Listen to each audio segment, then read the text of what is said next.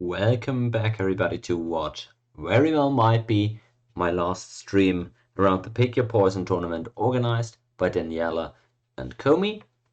Big thanks to them. Make sure to check out their Twitch channels, most importantly, and give them some love as well.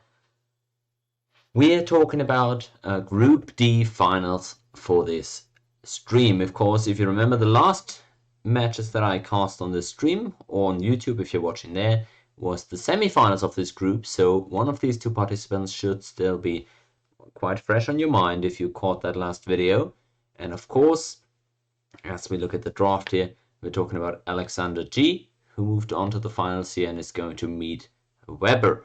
I don't actually have the map draft for this one, but these are the civs that we're going to be seeing. And as you can see already, the finals are going to be a best of 5, as they have been in every bracket.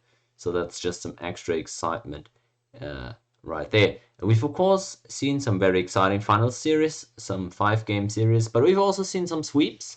So let's see which one this will be, or if it's going to fall somewhere in between. Either way, I'm looking forward to this one, and it looks like we're going to start off with an Inca versus Turks game here in game number 1.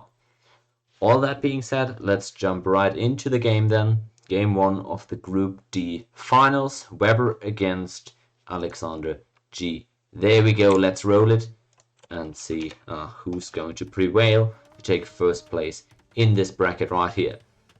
Starting off, of course, we're playing on islands as it seems. aleksanderG is the number 8 seed in this group, which is crazy underdog. This is the lowest seeded player of this group. He's playing as the Inca. Let's check out what this civ might have to offer. Of course, if you recall my own set that I've played in the quarterfinals of my group, I also played Incas on islands. I can't say that's my favorite civ to get on this map. But it is a cool civ to have overall. I really love them. What I love most about them actually is all the options that they have. They feel so flexible. They have an answer to everything military-wise, to be honest. But they might have some issues here in this one. Let's check out what makes the Inca strong. Well, they've got a free llama, which is pretty practical and will just help sustain you through the early game a little bit easier. If you're trying to do fast castle, that's very helpful. If you're trying to do just get a good uptime to feudal age or whatever your goal is in this one, can be decent bonus. Of course, having cheaper food cost on all your military units throughout the game is pretty big bonus. Of course, that is part of the reason why Inca have become such a popular pick over the last few months. Also, extra housing space for every house that you build is really useful, especially on water maps where obviously you really need to find a delicate balance between your food and your wood eco, and needing half as much wood for houses pretty much, especially in the early game, is going to allow you to get a nicer, cleaner build, maybe with some earlier ships and whatnot, so it can be a useful bonus to have. On top of that, having cheaper stone cost on your buildings is actually quite useful too, because you can, for example, put down a few outposts and still get 2 town centers down at the start of Castle Age, or you're able to afford a cheaper castle if you need that to secure water control. Just a few examples of how Inca bonuses could come into play at some point. They don't have any direct naval bonuses though, so that's why they're not really my favorite civ on this map. But let's face it, I don't have a favorite civ on this map, because I don't play this map. On the other side, it's the Turks for Weber. And let's check out what they have to offer here. Also not one of the well-known typical water civs, because they don't have a bonus strictly for that. But what they do have is faster working gold miners, which can be very useful for castle age timings, but also just to get your warship production up in early feudal age, because obviously you get more gold than the generic civ, and that is a big component of what warships cost. Now, very well known are the Turks for their scout cavalry line, where you get the free upgrades and extra pierce armor. Really solid bonuses there. As Komi shows up here in chat, great to see you again as well. Cheering for Alexander here, the mega underdog. I can relate. no question about it.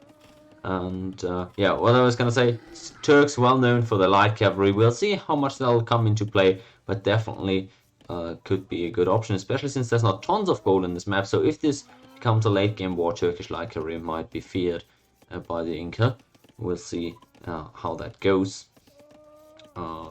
In general, though, of course, we all know the Janissaries, Turkish gunpowder, pretty scary.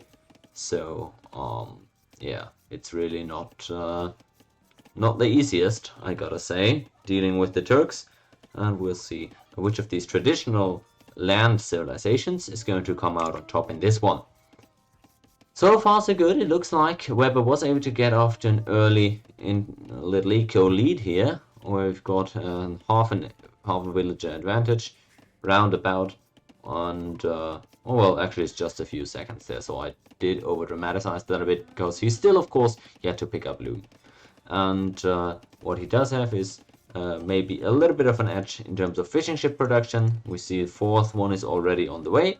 Contrasted with the Inca, who are just now getting the third one out. But overall, it's not a massive gap here between the two. Feels like both are in a pretty fine state. And Feudal Age has come in first for Weber, whereas Alexander, now working on Lumen, is going to click up right after that, apparently.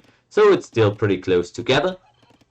And we don't really see either one separating themselves from the other so far. Alexander here now fortunately going to gold. If you recall the semi-final series, his opponent had forgotten to do that on the transition to a feudal age and then got into huge trouble when he arrived. Looks like it's going to be also 3 on gold for the Turks, who, remember, are going to get gold faster.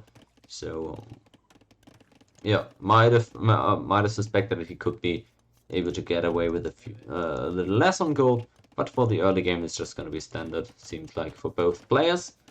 And again, no real difference here to be made out.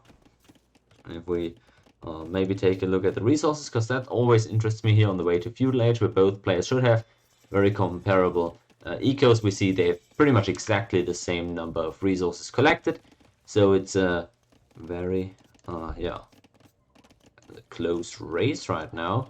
Nobody able to separate themselves. We see double back dock for the Turks. We see the second one also coming in for the Incas right now, and really everything that separates both players is that little bit of time before feudal age here. It's really nothing major to speak of. Galleys, both players again, which always ends up happening when both of them go for back docks, sometimes indicating, yeah, just trying to stack up galleys. Nothing very surprising in that regard. And looks like nobody's looking to go for any crazy cheeses, at least not right now. Just trying to see how their scouting is. Trying to see, especially also if there's any unusual stuff in this map generation, but it looks all fine to me.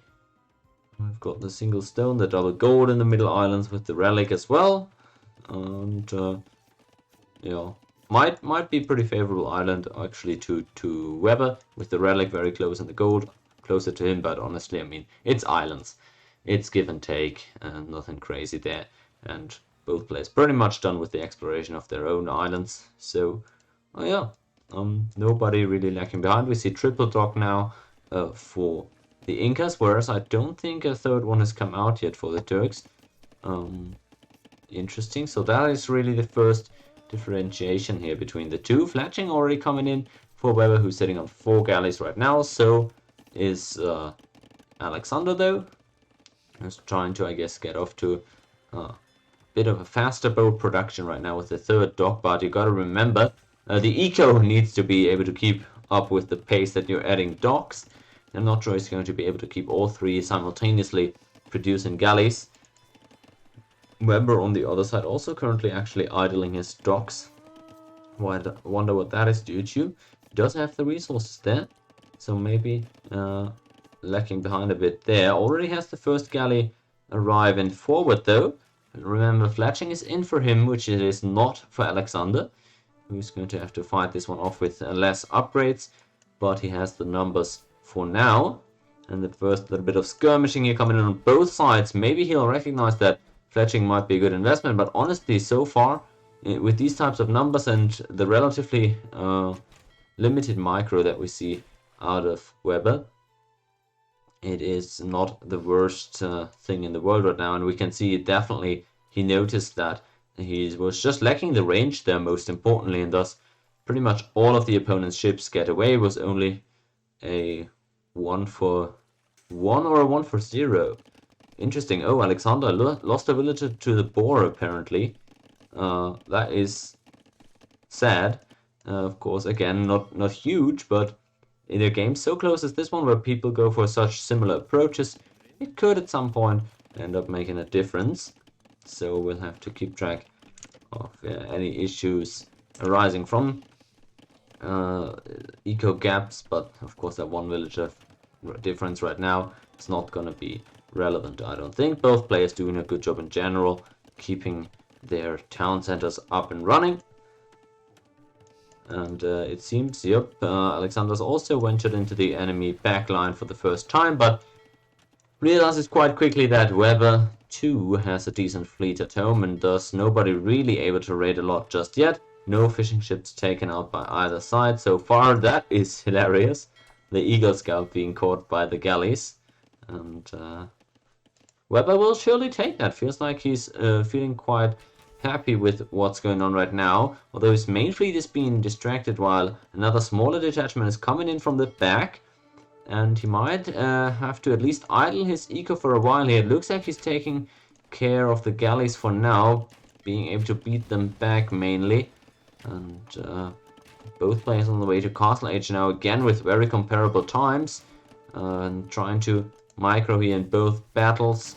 It looks like Weber is getting a pretty fine deal here though. Still keeping the fishing ships alive, none of those went down.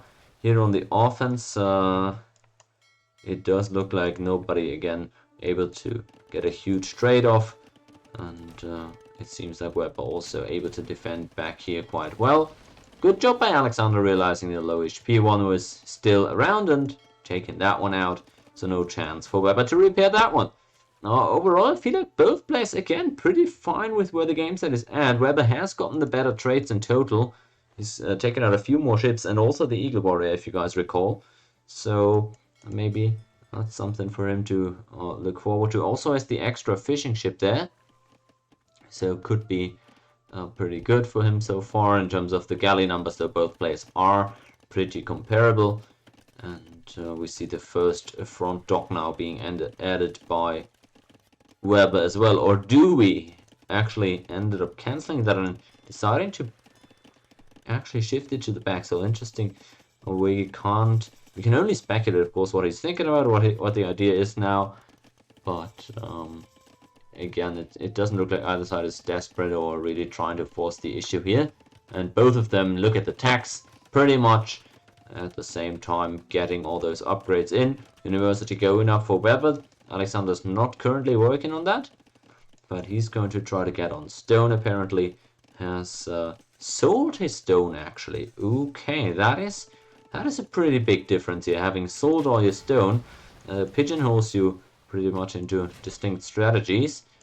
He's still trying to push forward with the galleys, maybe hoping to get the upgrades in faster. Doesn't really get that though. Both players now with the upgrades in, and the trades continue. It is very similar numbers here, but Green has an extra ship as of right now. The HP numbers also slightly in Weber's favor, so I'm not sure how this is going to turn out for Alexander. This is big numbers of ships clashing into each other, while at home he's also getting raided here. Alexander is. So this might be a crucial point in the game here, actually, where it seems like Weber is just barely taking better trades and also at the same time wreaking havoc in his fishing economy here, in Alexander's, of course.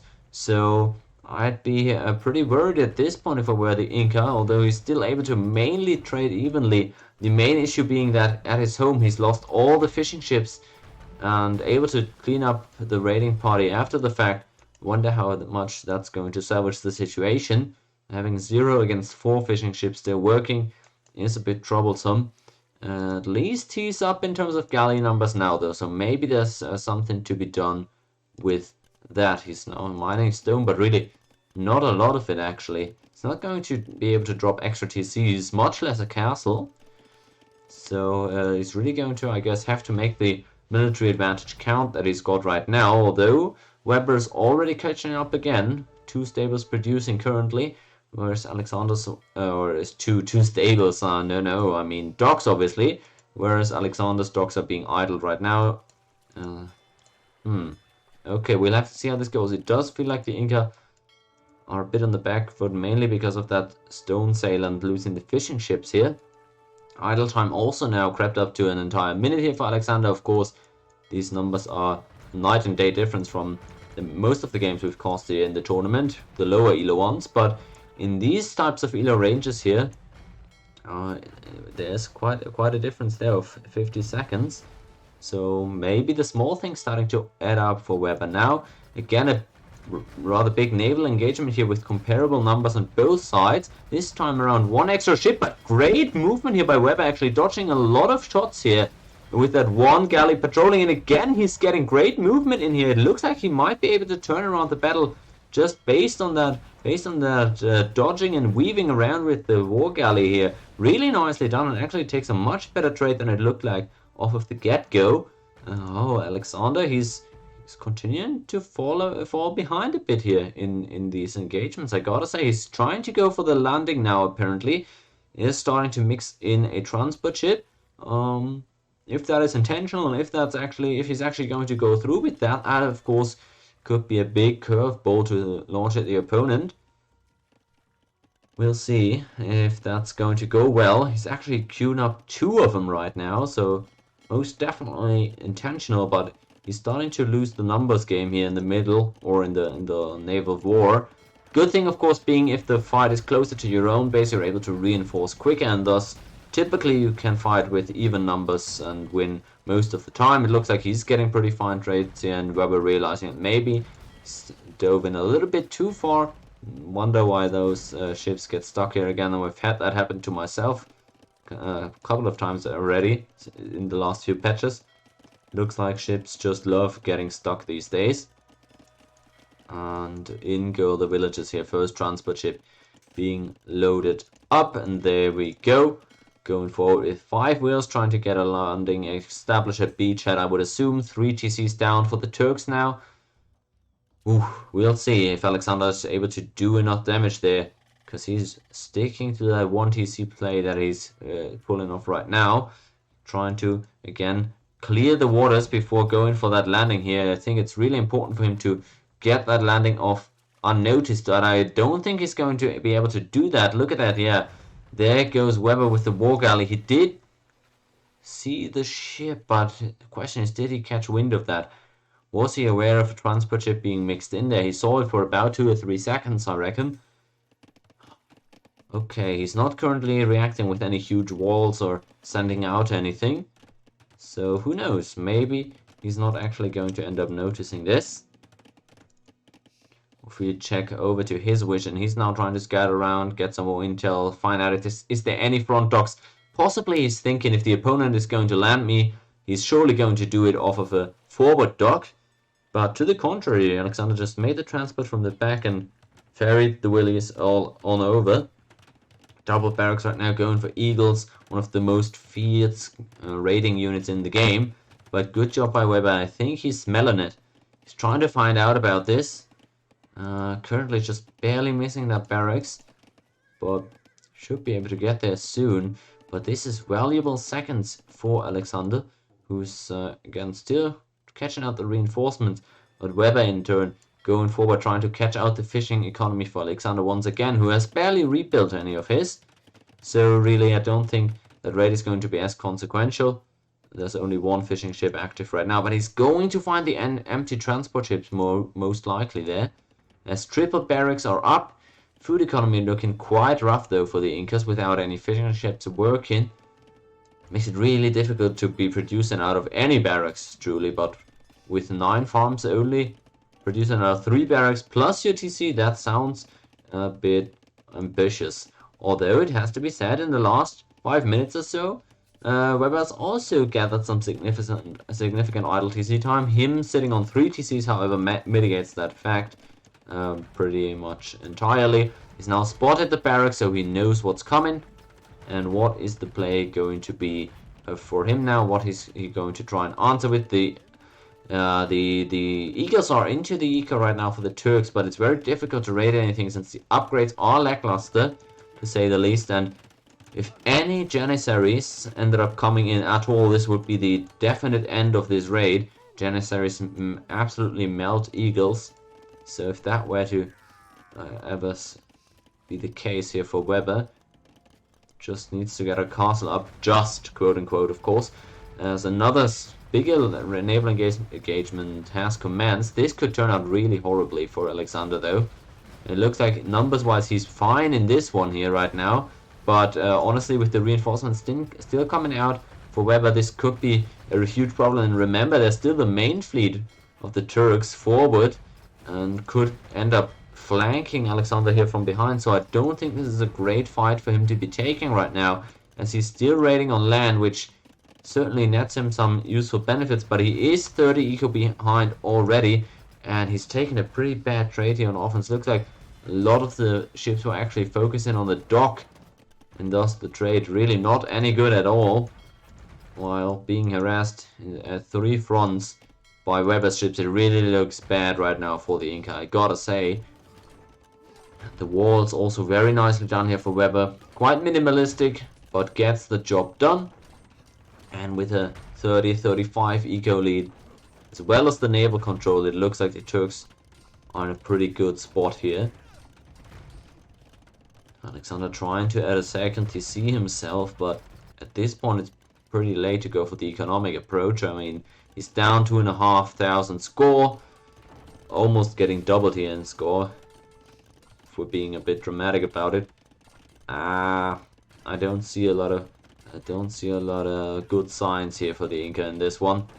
Mangonel fight, oops, and even this one ends up going badly for him.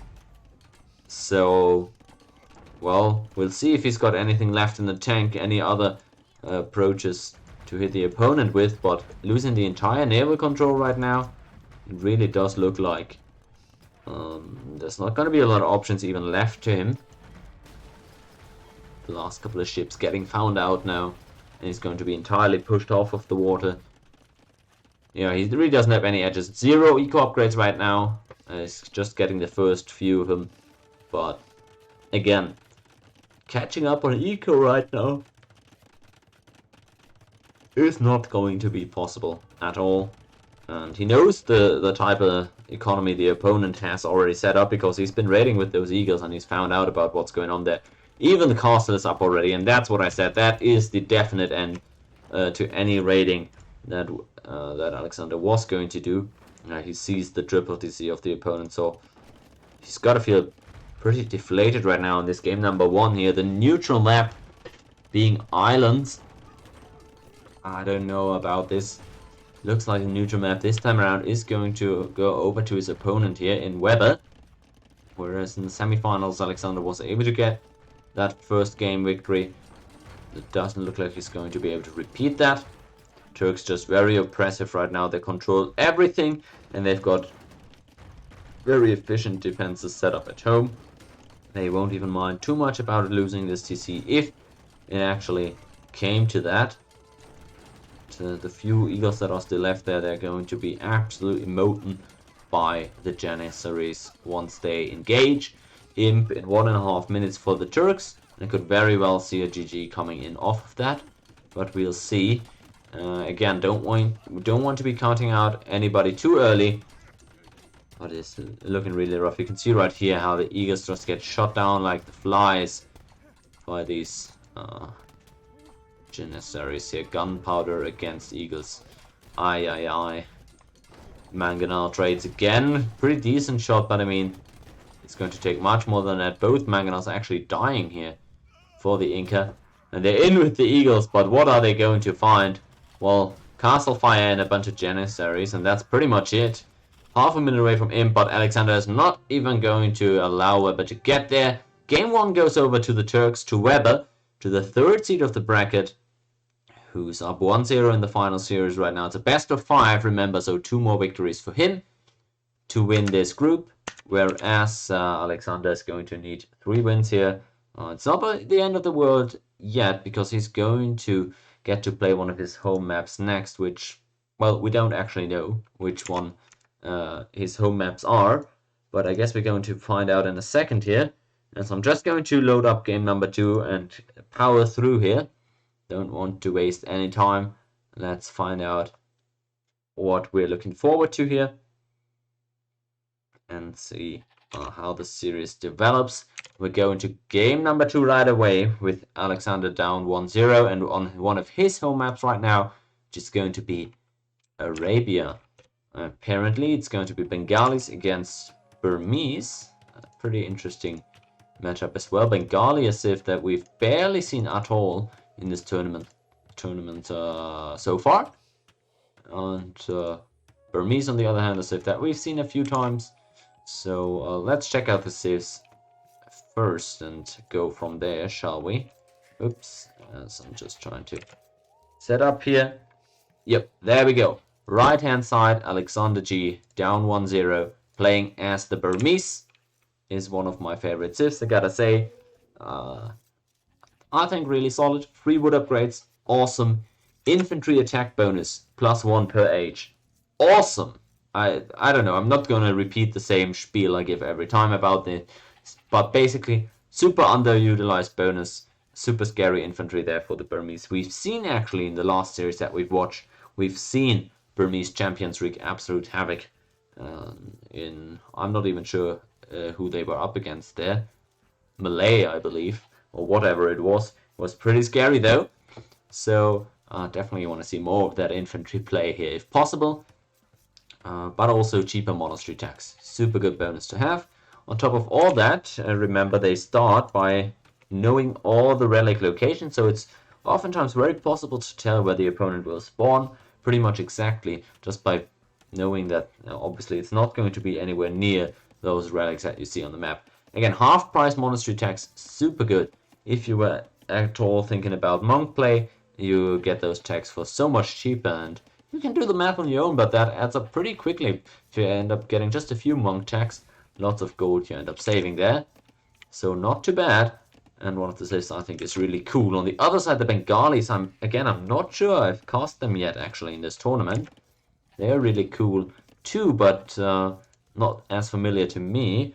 Known as one of the naval civilizations as well, and maybe because of that, Alexander, pretty smart to put them on a non-water map. They have lots of bonuses, as we can see right here. Maybe just to mention a few of them. Really tanky monks against pierce and physical damage, or melee damage, I should say. So not bad. I mean, it is super deceptive because you just expect monks to be pretty squishy and fall over by the slightest breeze that hits them. But no, Bengali pretty tanky. But also a few interesting other bonuses. Nothing too major, I don't think, but more resistant and less bonus damage taking elephants could be interesting, especially if you're going to play against Burmese, who might go into monks, and you know, there could be interesting matchups there. And those 2 villagers that you get from each TC, of course, is the meme bonus, the very well known one, which isn't bad. Of course, as you can get quite a few villagers off that throughout the game. I just don't think it's a massive eco bonus, and well, I don't think Bengalis have seen too much success in pro play yet either, but we'll see. This is not pro play, this is the 1700s-ish, so we'll see how it goes in this one. We actually have a small scout engagement here, so maybe to round out the Bengalis. Is there anything else to touch on? Oh yeah, Ratha, the unique unit. I always love seeing that. Man, that is such a creative unit to have. I think pretty cool, so maybe we're gonna get a look at that as we see Alexander losing out just barely in the scout engagement early on here, but overall again pretty close between these two guys. We're going to see the A-jobs come in shortly here, as Weber's already putting up his walls here. Looks like he wants none of that early smoke and makes sure get the whirling going nice and early. aleksanderG here with the loom on the way and going to click up to feudal here. Exactly, has a nice timing there, but same thing of course, true for Weber. So the scout here wanders underneath the TC, but barely able to get out of there. Nicely done. Has, however, taken a little bit of a hit there, so all of a sudden the HP is no longer in his favor. aleksanderG is able to get in there through the walls. He's also now able to scout around and find out what Weber has got going. You'll notice this with the good players such as these two, that they always have their scout on the opponent right around this time where you expect them to hit feudal age, just so you're able to tell how their build looks, what they know, and what the opponent might opt into. aleksanderG, very unfortunate with scouting, hasn't found any production buildings and no main gold yet either. Doesn't even know how big the walls are just yet. So he'll find out about that in a second as he sees the villagers walling here, not even just a single one. So he knows the opponent is serious about not getting raided early. Barracks coming down just now for Weber, who's actually not going to get those off before he hits feudal age, I don't think. Whereas on the other side, aleksanderG is going to get those production buildings up immediately. Doesn't go for men-at-arms this time around, I don't think, but he has 2 militia forward, and remember, Burmese bonus. Those have +1 attack, and we see right there, 4+1 exactly, even without any blacksmith upgrades, harassing the enemy berries.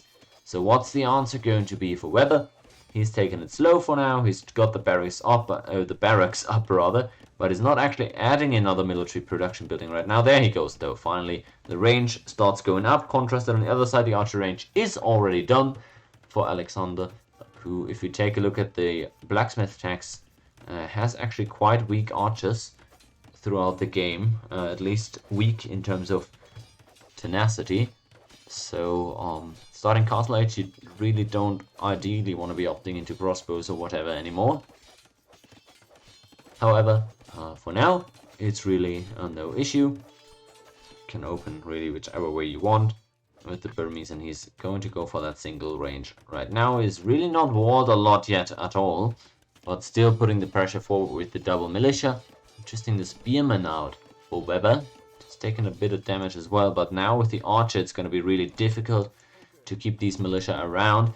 Archers absolutely terrifying for any non-well-equipped infantry, so to speak, and doesn't even need a lot of units. You can see just there, one archer beats back this just little annoying militia forward, and finally Alexander also with some decent walls up, but just contrasted with the Bengalis, who are already full walled, it is a bit of a different story. So Alexander still vulnerable to potential raiding.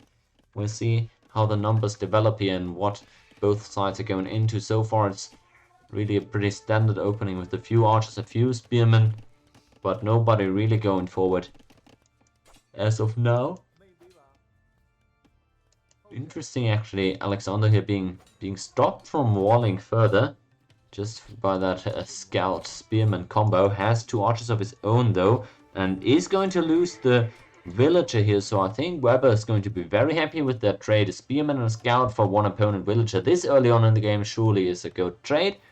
Has 36 seconds of idle TC time though, so is, I guess, naturally down 1 villager, and yeah, is going to just make that difference up, I guess, by killing that one here off of Alexander, who's doing a good job completing his walls right now.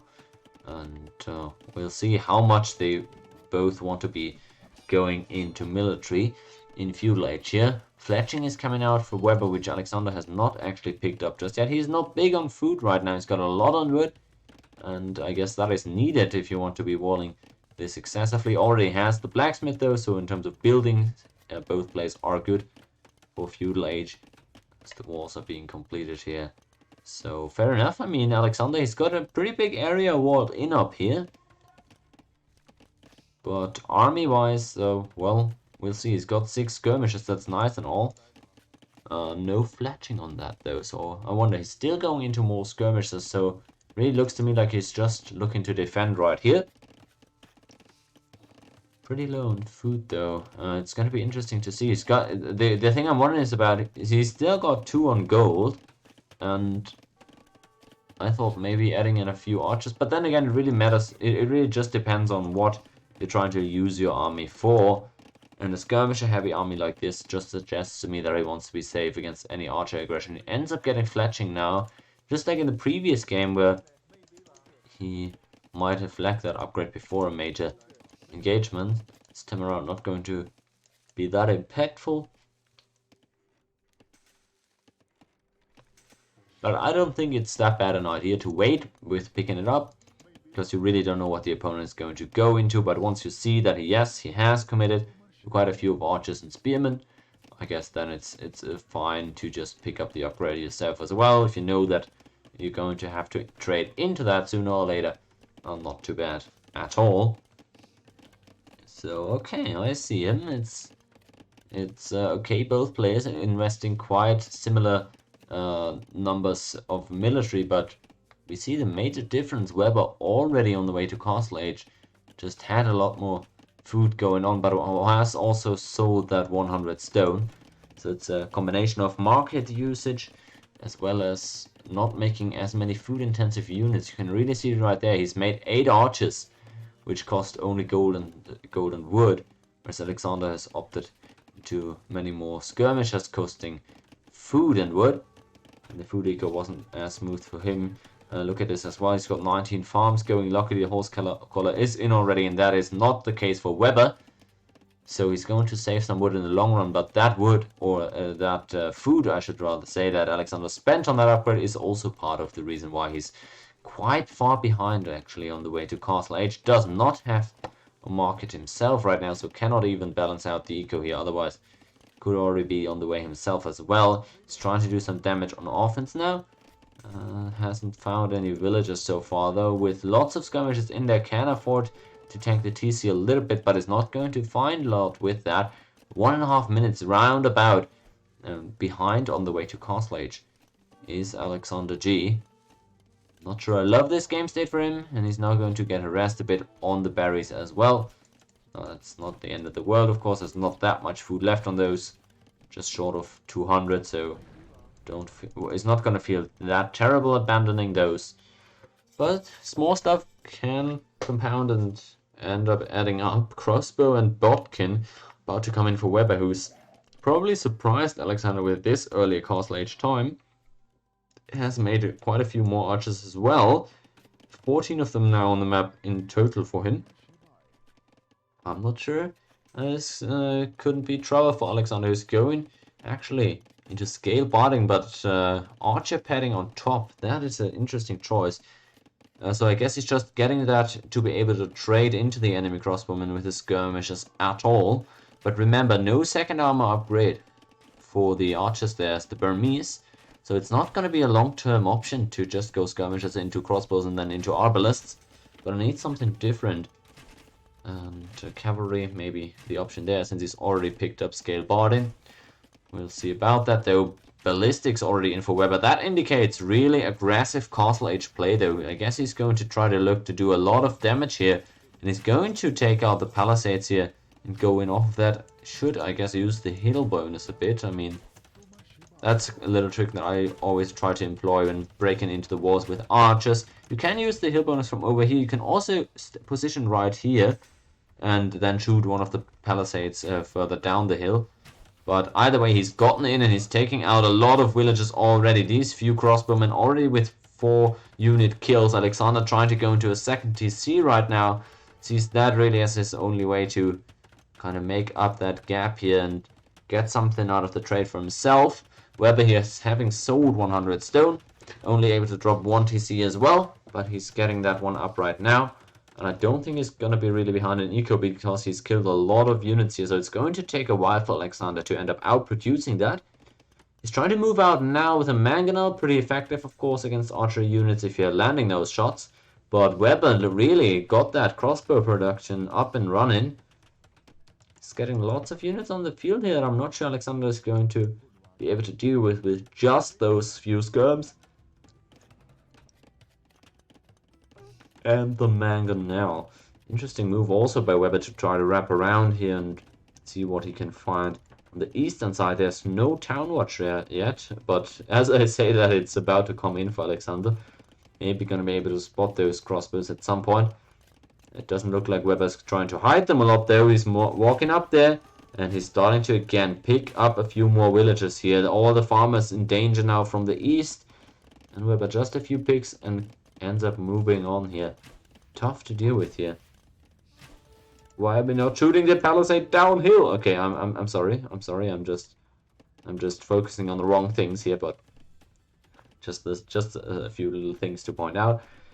Still, Alexander's trying to bring the heat now on offense. He's finally gotten the elite skirmisher upgrade. I was wondering about whether or not he was going to get that, but that's fine. These units now trade pretty okay into those crossbowmen, who also have pretty good upgrades themselves. Double mangonel, those making this very tricky to approach for the Bengalis, they've gotten in with the crossbowmen here now. I don't think Alexander has actually paid enough attention to this. End up losing the Scorpion that he had intended to be the defense for this.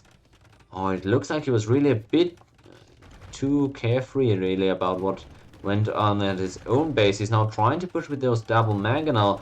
What's Weber trying to do? I guess the defensive siege workshop is going to have to work out and suffice as his defense. The crossbowman forward idling a huge part of this eco, though. He's not mining the gold, he's not chopping the wood, and he's not working the eastern farms right now. Alexander is. So really, in terms of eco that's being idle, it's looking pretty bad for him, and his mangonel is about to be taken out. I don't think he's looking here right now. He's given up one entire mangonel for free. Only gets one crossbowman in retaliation. That was a great trade for the Bengalis here, who even get their crossbowman to escape now. I guess really was afraid of another mangonel potentially coming in, which it is right now. And another trade here coming down. It looks like Alexander just barely able to hold on to that mangonel. Gets a okay-ish shot up, but not a lot out of this. Oh, this could have been big for him. That double mangonel push was looking scary for a second, but really with the pressure of those lots of crossbowmen on his own base, it looks like he wasn't quite on top of these trades. And now the mangonel's coming forward for Weber. Big shot there, the split in the last second, kind of mitigating a bit of that damage, but I don't think that's going to be enough. The army numbers and values are heavily in favor of Weber right now, 2-1 roundabout, and he's going to sandwich those poor skirmishers in there between both of the crossbowman armies. It looks like he's completely getting evaporated here. Those skirmishers have thrown their last couple of spears, I'm afraid.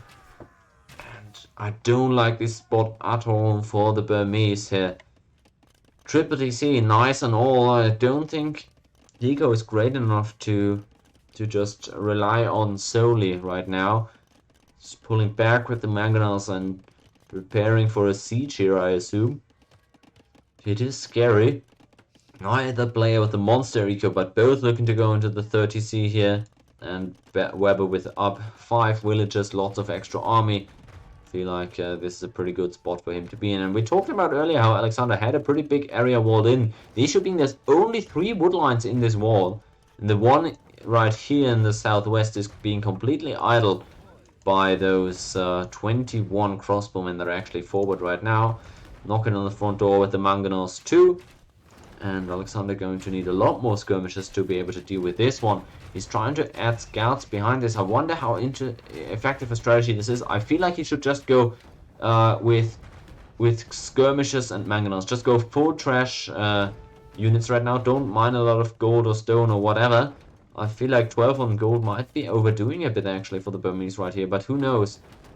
I just feel like if the opponent is pushing with lots of crossbows and mangonels, maybe skirmisher mangonels is sufficient defense right here. But I can understand as well, right, as I said earlier, no second upgrades for the archers there. Maybe that he doesn't want to check further into those types of units, but it's going to be super expensive to get into knights here and try to push back the mangonels and crossbows that way. I feel like that is the less feasible option right here. He's going double stables, fine. He's got a lot of gold that he's still able to mine.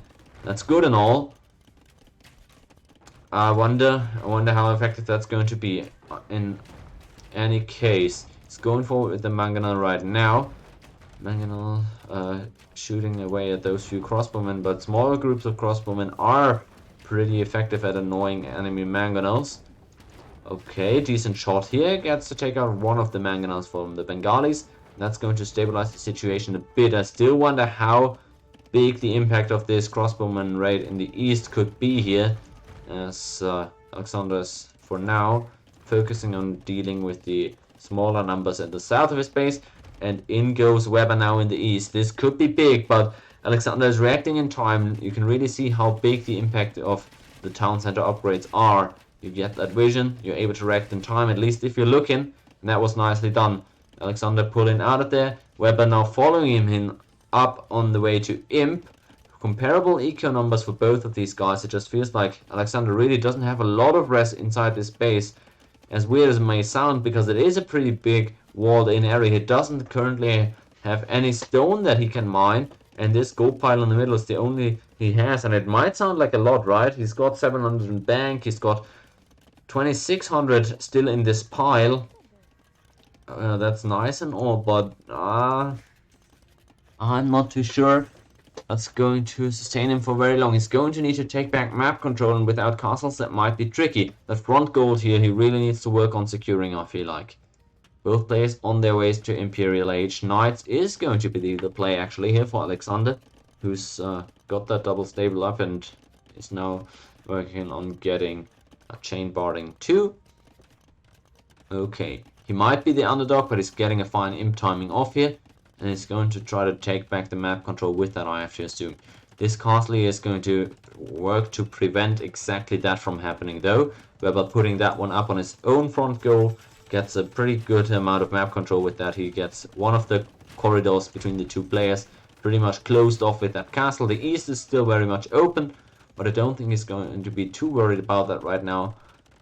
And I don't think that's a bad idea. Just securing part of your base here and that gold and work from there. He still has what does he have? Oh yeah, he's got great amounts of stone here, still able to drop another round about 2 castles with just the main pile of stone. So looking pretty decent here for the Bengalis, I gotta say, who are now also up to Imperial Age. Cavalier coming in for Alexander G, who's getting his few cavalry upgrades from the blacksmith too. He doesn't even have that many though, and that's always what I'm wondering about. If you're trying to go knights into crossbowmen reactively, where the opponent already has a pretty decent numbers advantage, it's going to take you quite a while until you get enough horses to actually contest with the bolts and arrows. So we'll see. We'll see if that's gonna be enough for Alexander. Maybe with some good mangonel usage though, he can make up for the numbers gap. Again, going forward is Weber. He's getting chemistry, he's getting arbalest upgrade. He has got bracer in already actually, and has got archer, leather archer armor. Alright. Not too bad. He's even getting scale mail here, it seems. So trying to go into some infantry behind this. Maybe trying to go into pikes. Maybe sensing the cavalry play. We don't know. But he's trading fine with the mangonels and is again trying to pressure a bit here at the front. He's got a lot of arbalests around here. Don't think right now Alexander wants to engage this one. Oh, it's a tricky one. Even with plate barding, I'm not sure you want to be going with 11 cavalier up against 36 arbalests. I don't think it's going to be a great trade. Even the monks right now for Weber, there's great play. Oh, this could turn out pretty badly. It's 11 cavalier going in, but the walls are coming through and there's no way of getting into that eco. There's gonna be a conversion or two coming through, right? I mean, oh, it's so close. He's at least able to get away from the monks. Good and all. But the raiding he can do is very limited by this very good castle and TC placement out of Weber.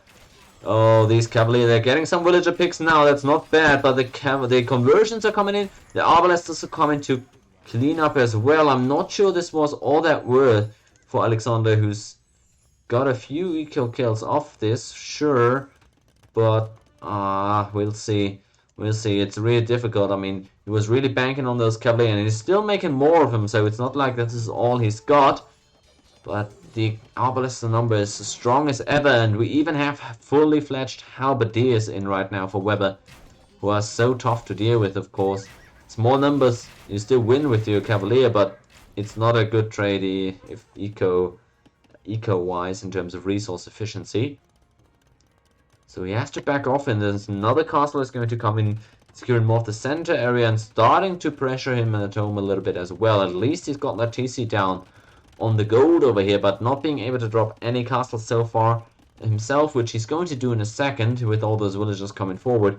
But he's going to be quite behind in terms of trebuchet war if that were to break out, which I'm kind of anticipating right now. TC is even being raided by Abolest and Halberdier right now, though, so that's going to be a bit tricky too. I like the activity out of him. He's now raiding in the west, finding another TC, and TCs always make it very difficult to get raiding done, but at least with fully upgraded armor on those horses, he's going to be able to take out the TC if nothing else is being done about this. At the same time, he's getting pressured by the Arbalest on his own outward TC, though, and that's going to cost him the access to his gold, which this is the only one he's got left after this, and as you can see, he's trying to start taking that right now, but I wonder if that's going to be in time, if that's going to be efficient at all, with all these villagers there trying to mine it. 23 of them actually, and that's the first TC down here for him. So that went quicker than he might have expected. At least he's trading back for a town center on the other side, and he's getting lots of villager picks on the back of this, so this is nice.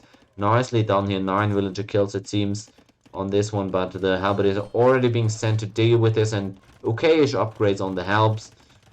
Means these are still decent trades for Weber to take. Eco-wise, both players with very similar numbers at this point. I just worry about the map control aspect for Alexander. He's about to lose the last, or at least use up the last bit of gold he's got in his main base. And from there on out, it's all going to depend on if he's going to be able to control the outward golds here, the secondary golds at all. He's got a few cavaliers in the east here, maybe looking for some additional golds or just trying to raid some units. He's gonna have to remain active. He's got onagers, which I like. Not only is this one of my favorite units, but it's super good against Arbalists as well. If you get just a few volleys in, entire legions of Arbalists can collapse. We see the aforementioned trebuchets now coming out though from both castles here for Weber. Well, actually just out of the front castle it seems. The back castle not currently working on anything, but still that's good enough. Looks like this castle is going to suffer greatly, and we see about 1,000 stone in the bank for Alexander, but that is going to deplete quickly if he's just going to have to continue repairing against double trebuchet fire from uphill. Well, he's firing downhill against Weber's castle. I'm not sure about this one. He's got hussar upgrades in though, maybe with light cav. I wonder though. I mean, against monks and traps, okay, you can use some hussars, but the arbalists are gonna melt those. And even still, the numbers I'm not sure are good enough, but he's got a decently sized cavalry army going right now. Redemption is in though. Are the monks going to get some of those onagers or not? One of the conversions is coming through. I think this could have gone worse actually for Alexander. Might have not expected redemption actually to be in just yet. But we can see he's already used up about 600 stone repairing here. And that's a lot of halberdiers here blocking the way for all his cavalry. He's got 4 onagers right here trying to break through to the siege and to the arbalists. Halberdiers don't want to tank onager fire, but I mean, it's good enough if he's able to keep away the cavalry from his siege. And so far, we see some cavalier raids finally, which is really nice. That is going to distract Weber quite a bit. A few more cavaliers in there might actually be a good idea, but with these numbers right now, just a few halberdiers are good enough to deal with this one. And at the same time, he's again trying to break in on offense, but another onager ended up getting converted. Oh no, I'm not sure this is going to be a good fight for Alexander. He's taking a lot of halberdiers, but good onager shots on the arbalists as well. It's difficult to tell, but it looks like Weber is winning the castle war. And all the cavalry has pretty much fallen at this point. The onagers are diving underneath, trying to take out the castle with him, but it's not going to be enough. And he's losing all the army here on top of the castle. This surely does feel like the game has heavily tilted toward the Bengalis off of what was a decent lead. We see now a huge advantage for Weber, looking to go up 2-0 in the finals here. And on the opponent's home map, that would be a massive victory for him. Still able to get some onager conversions off there. Man, I gotta say, he's on point with his monks. Navigating around onager fire and light cavalry is not that easy, and good shots here. But another conversion. This has to be so frustrating for Alexander at this point. Keeping on losing out on these hugely impactful onagers, having to take out his own siege weaponry. It hurts, really, it does. We've all been there, and now we have the Ratha going forward as well. Oh boy, the most stylish unit here in the game, getting on the villagers too. pretty annoying to deal with, difficult to take out. Trebuchet is working away at the TC. It's just more light cavalry and onagers, but I'm not sure that's going to be the answer for him. He's trying to dive in on the traps, but the halberdiers are so annoying. I'm not sure he can even work through those. The monks again starting to convert those onagers. I feel like this is going to be really bad for Alexander. Oh, he's going to lose both again, isn't he? First onager gone, going in with the light cavalry. Again, hussars are pretty good against monks, but all these halberdiers right next to them makes it so awkward. And huge losses again. The onager conversion comes through, and that's horror right now for Alexander, even losing the gold miners here. He has to call it no more access to gold and loses his first home map back against the wall right now as Weber is looking to sweep the series.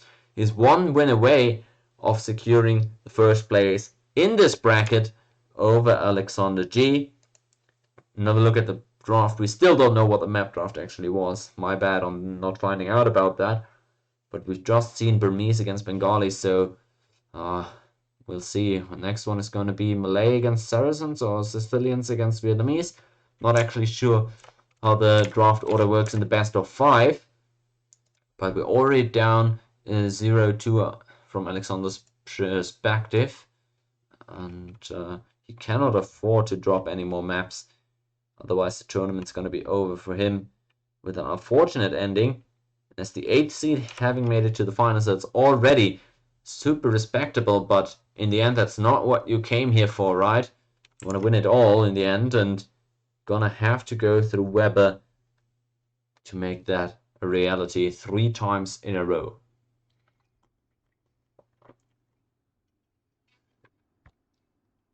Three victories is what he requires, starting with this one right now on his last remaining home map, Arena, playing as the Sicilians against the Vietnamese in the east.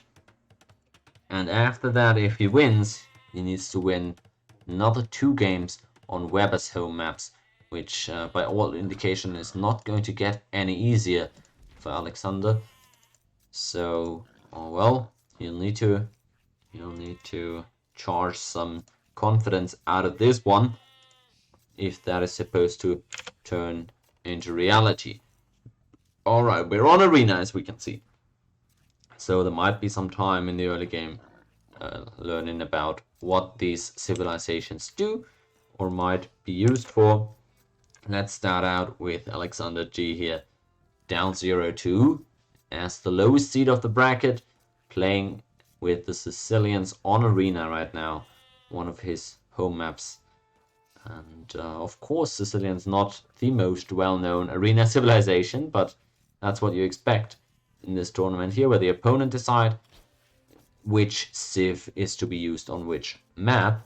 And Sicilians, what can they actually do? What can they make use of here on Arena? I haven't actually played against Sicilians on Arena yet, at least not in recent memory, I gotta say, and surely not in 1v1s. So I'm curious about how this is gonna go. They have some interesting bonuses that can prove useful here. More food on the farms is actually pretty good because, I mean, just better farming eco, and on games that tend to go late, not a bad bonus to have. Less bonus damage taken by land military is pretty nice since, well, there's no naval military here, so land military is all you're going to be making. So if bonus damage were an issue, maybe less so as the Sicilians. Extra stone to start out with, not sure how massive that is. I mean, I guess you could go into a 4 TC boom in Castle Age, which is very interesting. Maybe I should touch on this next. This is a pretty high elo game, so the strategy might be more standardized, but in this tournament we've seen generally 2 different approaches on Arena. The first being fast castle into contest the relics, the second one being fast castle into immediate TC boom. The third strategy that we haven't really seen is fast castle into castle drop on the enemy's face. That's very popular on the ladder, but not so much in these tournament games here, from what I've observed. Either way, we'll see if that changes here in a potential do or die game 3. Either way, what I was going to say about the Sicilians, if Alexander were to opt for the fast castle into TC strategy, he could drop 3 TCs there very early on in Castle Age. Of course, very difficult to supply all of those TCs with food, but hey,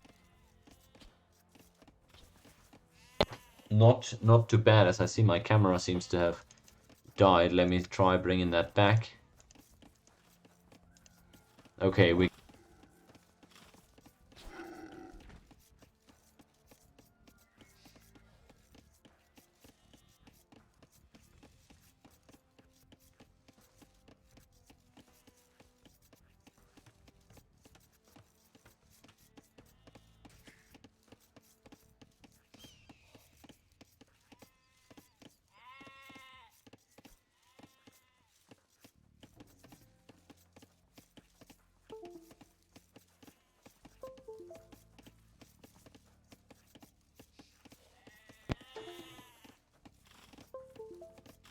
well, let's go. I'm so sorry. Camera, which is also my microphone. Pretty unfortunate here, but seems like we're back. I was just saying, yeah, Sicilians can drop 3 TCs in Castle Age. Don't think it's very feasible or viable, but we'll see. It would certainly be fun. Vietnamese on the other side, pretty fun civs themselves. I think coolest thing about that civ is paper money in Imp, where you can get the unique tag, adding a small trickle effect of gold to your lumber economy. It's actually not that much. It's really pretty underwhelming, the amount of gold you get there. But hey, I mean, on Arena, again, games tend to go a bit later. You've got huge lumber economies in the late game. Maybe can be actually pretty decent. They have other bonuses though, and really are well known for the archers and rotten archers, as well as imperial skirmishers. All this revolves around the archery range, around archers and counter archers actually, which both the rotten archer and the imperial skirmisher are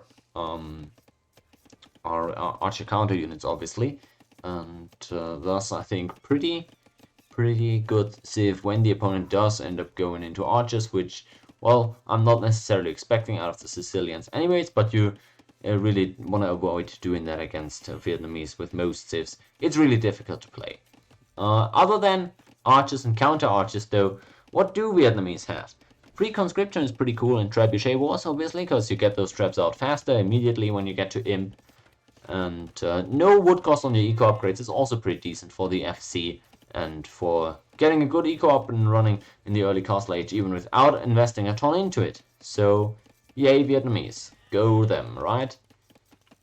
Okay, well, we're kind of pulling for aleksanderG here in order to prolong the series and get a more exciting finals here for our Group D, but nonetheless, it's already been a really cool tournament and group where the 8th seed, the lowest seeded player, has made it all the way to the finals, took out the number 1 seed in the first round, and is now here faced with the number 3, Weber, who has looked really good in the first 2 games. And what our strategy is going to be like as both players hit Feudal Age and will go into Castle Age off of it. Both players with the barracks already, indicating they might go or will probably go for stable and blacksmith, or stable and market. We see the stable coming in for the Sicilians already, and there it goes for Vietnam too. We see stable market on this side. On the other side, we see stable blacksmith. So exactly like I said, that's kind of the build you would ideally like in your fast castle on Arena, because obviously most common, as I said, is the approach of trying to contest the relics, and for that you need skirmishers. You don't need skirmishers. You need scouts, you need spearmen, and you need monks, and of course for that, stables and barracks very much important. Either way, on the way to Castle Age, both players, Weber here on the Vietnamese, ended up grabbing another villager, an extra villager, so to speak, getting his eco upgrades now too. Remember, no wood cost on these, pretty practical. Not too bad, not too bad. And behind, of course, around about 30 seconds on the way to the next age, because of that extra villager that he ended up putting in there. So that's kind of the entire difference separating both players right now. If we check out resources collected at the point where the game should still be very even, We have a few more on the side of the Vietnamese actually, but that might also be down to that one extra villager as already mentioned. So I think both players with pretty clean builds here so far, getting their eco upgrades, the usual ones, and the usual military buildings on the way to the next age 2. Let's see, Weber actually currently housed. Oftentimes I think adding some scouts and spearmen already in feudal age can give players an interesting edge here, approaching castle age, but Weber being housed for quite some time here delays his production a little bit. He's got a good amount of scouts out actually already, so that is interesting. Alexander on the other side, he's sitting on 2 right now, has the 1 extra spearman though, so we'll see how that goes for him. Scouts and spearmen against only scouts for now, but I hope we're gonna see some spearmen from Weber as well. Instant monastery drop obviously, because you're trying to secure the relics for that. Monks are pretty much essential, and Bosaw already for Weber. Remember, that is a pretty expensive tech, oftentimes earning castle age, but no wood cost. Really coming in clutch here for the Vietnamese. I think pretty cool bonus, and getting light cav upgrade already. So you see he's really banking on those scouts and turning those into light cav in a second. Let's see if that's gonna pay off, because no anti-cav units for him at all right now. Pretty interesting. Sicilians on the other hand going with those 2 spearmen already. In terms of blacksmith upgrades, nobody has gone that way just yet, but 5 light cav, probably more and better upgraded than Alexander might have expected. He's got 1 monk on the field right now. He's grabbing the nearby relic first, so that's not going to be contested, I don't think, but he's losing one of his scouts already. The light cav wishes here, going out onto the map. He's trying to pick up the monk, but realizing that, hey, probably missed the boat on that one. So the first relic is being picked up by aleksanderG right now, who's still looking to deny the relic up north here. Really nicely done. His scout micro looking pretty good here, actually able to take out the monk, and there drops the relic. It's a pretty interesting map here with 3 relics pretty close to Weber and 2 of them pretty close to Alexander, so it's going to be very difficult for either player to grab a relic off the opponent's side. But only 1 monk for aleksanderG is pretty interesting. He sees the light cav upgrade from his opponent, and the numbers also pretty intimidating, so I wonder why he's not making more spearmen, not getting any upgrades for his spearmen or anything of that sort. But it looks like he's falling behind in terms of army production here quite significantly, honestly. The map control pretty good right now for Weber, who's picked up that first relic himself now too. And he's managing to push the enemy cavalry off of the relics too, for the most part. Able to take out the monk over here as well. Nicely done. This is not easy to micro, guys. They're putting up ecos and expanding their ecos behind all of this, and they're managing 2 separate parts of their army. So the fact that he's able to take out the monk on the side here and avoid getting killed by the spearman in return, superb play here by Weber so far. His light cavalry play has really paid off. He's got 8 of them on the map right now. Alexander, pretty low numbers of everything right now, has also opted for the light cavalry upgrade, but pretty late on that compared to the opponent anyways. Oh well, we'll see. He's got another monk out right now, but I'm not sure. 4 monks for Weber on the other side. He's trying to get a conversion off here. Oh, there's a close timing here. I'm not sure. He doesn't end up getting it. Losing the monk here pretty recklessly, I would say. Not the conversion angle I would have expected. It was pretty straightforward for Alexander to just run through and hit him, although it certainly was a close call on that one. Could have gone either way. In terms of relic count, it's 3-1 for Weber right now, who's made a lot of monks, so was able to pick up a few of these relics simultaneously, and there's only 1 of them left on the map right now. Pretty far on the side of Alexander, but at this rate, with this level of map control, I don't see why Weber wouldn't be able to pick that one up. That would mean a 4-1 relic advantage, considering all the resources and time that Alexander has invested into contesting these. I think this would be a pretty big disappointment for him. Let's see if he can avoid that from happening, but it doesn't look like it. Frankly, yeah, his spearmen and scouts and monks not trading well enough into this. And out goes Weber, trying to still pick up this top relic, which again I'm pretty sure he's going to be able to do. Alexander trying to add his 30C now. Both players kind of expanding their ecos at the same rate. Villager numbers identical right now. TC numbers also very similar. And eco upgrades also more or less the same here on both sides. So that's really not the difference. The relics is everything there is right now, I would say. And for Alexander, I'm not sure it's going too well. At least I don't think he's ahead in any department. I'm not sure about this matchup in the late game, though, so maybe Sicilians are just as if that you're fine getting to the late game with on equal grounds.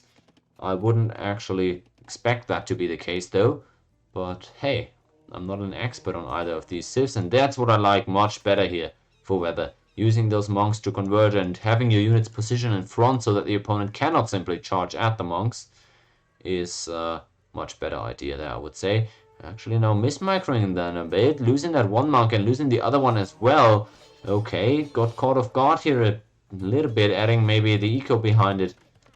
Cost him a bit of that attention and loses both of the monks. Not too bad for him, alright. Still more light cavalry are being grouped up by both players. But this relic having gone quite a bit the way over to Weber, pretty far away from both players' places right now, makes it pretty difficult to contest. I still think though with the numbers advantage right now that Weber's got, I would favor him in this relic fight.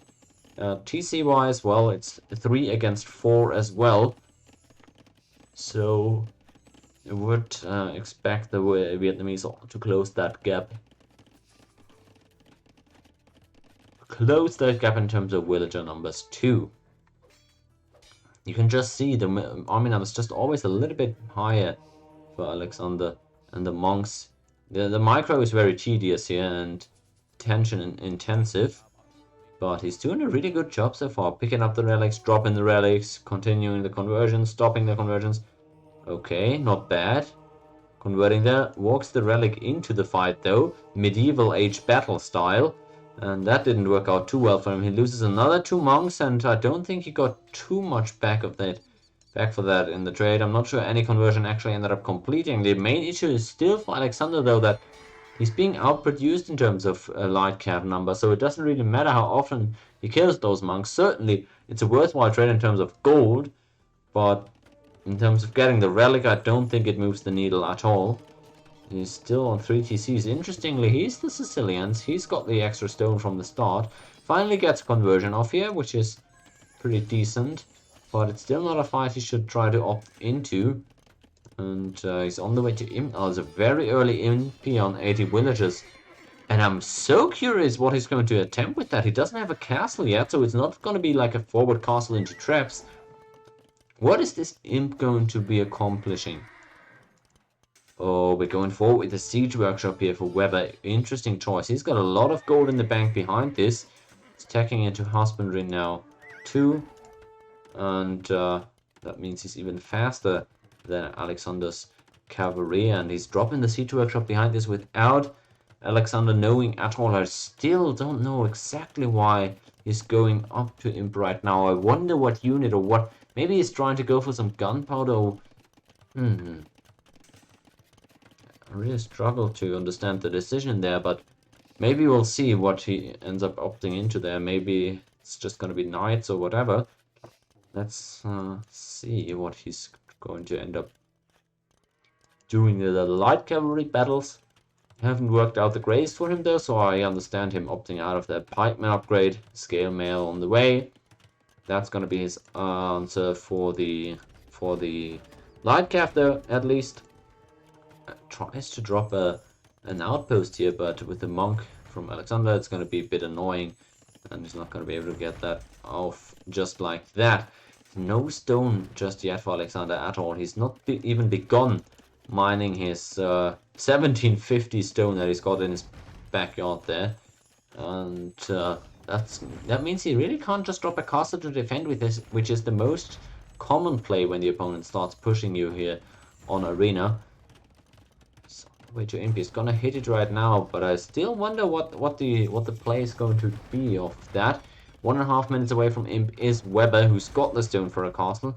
I expect him to bring a few villagers forward and drop the castle here on the gold. Well, still works there. No huge issue with that either.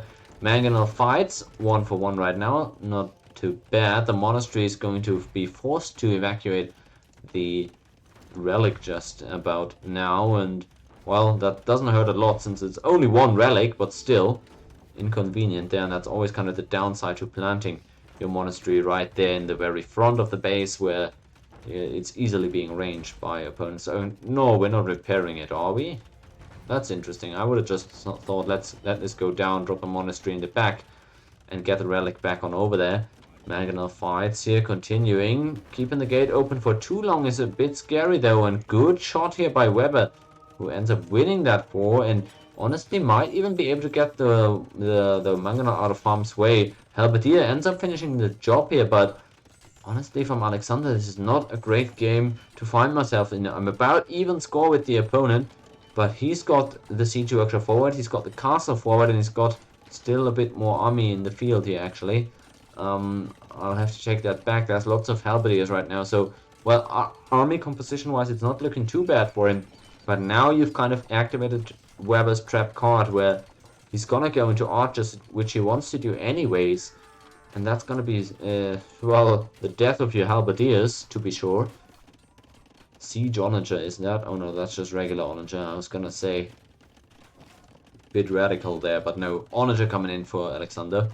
Can understand that. That's one of my favorite units as well, so love to see that.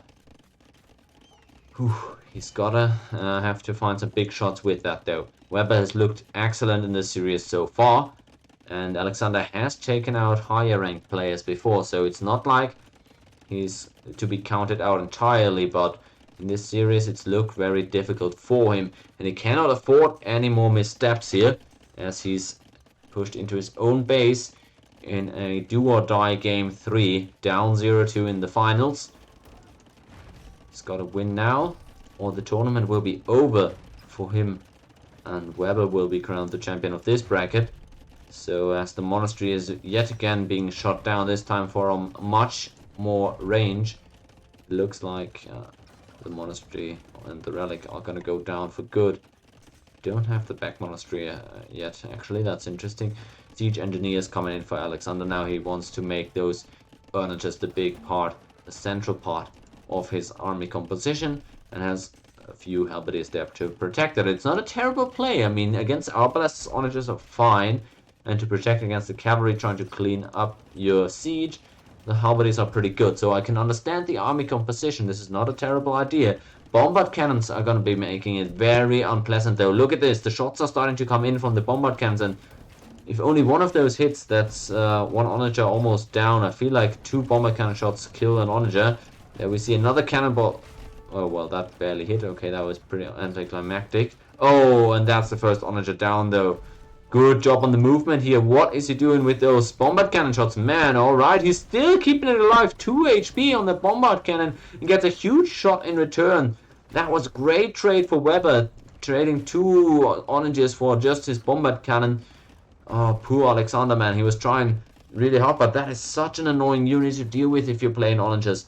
The bombard cannons of the opponent. I was just saying how arbalests and light cavalry struggle against this army composition, but if you have bombard cannons behind it, can be pretty good. Paper money as well coming in. Yay, well, Vietnamese, and that was just brutal as Scout Pizza here on the floor. Lots of onager shots with the halberdiers as well. These light cav just melted there in front of our eyes, but still, I don't think it's a bad game state for Weber, really. He's got the positioning, he's got all the map control, he's already taking neutral resources, he's got the paper money too, remember. Free gold coming in there. And the bombard cannon still so painful for those onagers. Just do the math on the rest that every one of these onagers costs. It's so expensive to be losing those, and another bombard cannon, another one lands. They're taking out 3 in a row. Oh boy, this is so deflating. If you're the Sicilians, you're losing your most important units here. by the second. Every time the finger snaps, another onager drops. And that's really difficult to come back from. He's trying to push this now even with the Rams, getting the halberdiers into battle that way, but he's just being absolutely mowed down by these bombard cannons, by the castle fire, the arbalests as well, double castle trebuchets, everything's firing away at the blue army here, and Alexander can't even get into battle before his onagers are being taken out. It looks like he's taking horrible trades here, resource efficiency wise.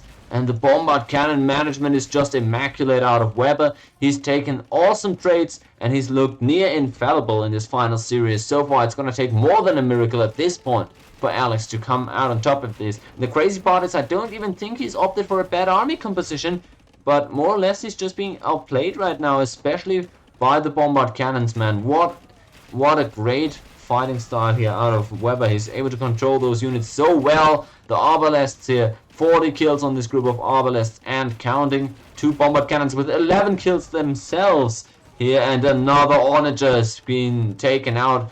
At what point does Alexander lose his temper here, lose the nerves, and just I don't know, go for the desperation push? It looks like so far he's still collected. He's still ready to try stuff, not ready to throw in the towel. But he's really not been able to harm his opponent at all so far, who's got such a compact line of defense, who's still mowing down whatever Alexander is throwing in there. And it looks like our underdog that we were hoping to push us to a game 4 might not have what it takes in this one. It's a rough one for sure. And as I said at the beginning, I'm not an expert on either of these civs. I'm not sure what this matchup is like. But if I had to guess, it's not going to be great in the late game for the Sicilians. And it's looking like the same old story yet again. The bombard cannon salvos. What is this? Is this World War I? Artillery warfare just mowing down entire regiments of infantry. Look at the cannonballs. Oh, every time so many rams go down, the siege goes down. And the halberdiers collapse right with them. Surely at some point this has to be it. The same thing over again is not succeeding for Alexander. And now even the villagers are coming on forward. But the army is already gone. So what else is there to do for him? He's got the castle in his base now. What is he trying with that? The halberdiers now themselves being felled by onager shots. And still the same old arbalests here who've barely taken losses. 56 kills on them. And they're still in great shape, even against rams, with the onagers, with the bombard cannons. Weber is playing so great so far, and the army management has been on point. No raiding possible as well. This is arena, and the map control is all in Vietnamese favor. You can have whatever great eco you like as the Sicilians, but the resources are starting to run out too. He's barely got 1,000 gold left in his base there, and he's being pushed in the front. It's the last game of the tournament for Alexander if he loses here, which it's very much looking like right now. So he's not throwing in the towel immediately, even trying to save his eco on the side, but already spotted by that outpost, so that's not going to be for too long either. I feel like this one is kind of the last one of his options running out right now, because he's not going to have any more rest for too long, being pushed in his base right now by tons of onagers, bombard cannons, and arbalests still around. Finally, he's getting some good onager shots, I gotta admit. But then again, the bombard cannons immediately coming in to plow down these onagers. Yeah, look at the rams. I mean, they're nice and loaded with halberdiers. That's good and all. Even villagers in there. But the cannonballs from the sky, it's just absolute horror. This does not belong in a medieval battlefield, but Weber doesn't care. Good shot here with the onager, the drive-by, okay. The movement. Few arbalests going down, but, well, these trades alone are not going to be doing it for him. The green wave here is just not halting, losing no momentum, and the castle is about to go down here. Surely this has got to be it for Alexander. Man, Weber, he's been doing so great, so I can't say this is an undeserved victory here. He's the great. Now even moving forward, and Alexander has to call it as the castle goes down. So this is where Group D ends, with a 3-0 sweep in the finals of Alexander at the hands of Weber, who's looked great in this series. This one was really nicely played Vietnamese game, I can't lie. Dominance from the Castle Age into the Imperial Age, not deterred by the early imp of the opponent, and with amazing bombard cannon shots leading the way, Weber takes the victory in Group D, takes the cash prize of this Group 2, and was a pleasure finally seeing him play as well. Alexander, amazing series yesterday, still good one today here. This is, I mean, he didn't play bad, as I pointed out at various times, but just wasn't meant to be in this one. Weber too good on the day, and so he ends up falling here, but still a huge respect from me for getting to the finals in the first place as the lowest seeded player of the bracket. So congrats to him as well for a good showing. Weber takes it though, first place here, and well deserved as well. This is going to be it from me for this group coverage for sure. Not sure if there's any other games of the tournament I'm going to be able to cover. Maybe this was the last one. We'll see about that. Stay tuned on the YouTube and on the Twitch for that, I guess. But for now and for today, this is going to be it. Thanks everybody for watching this with us. It was another cool final series, and congrats to Weber for winning it.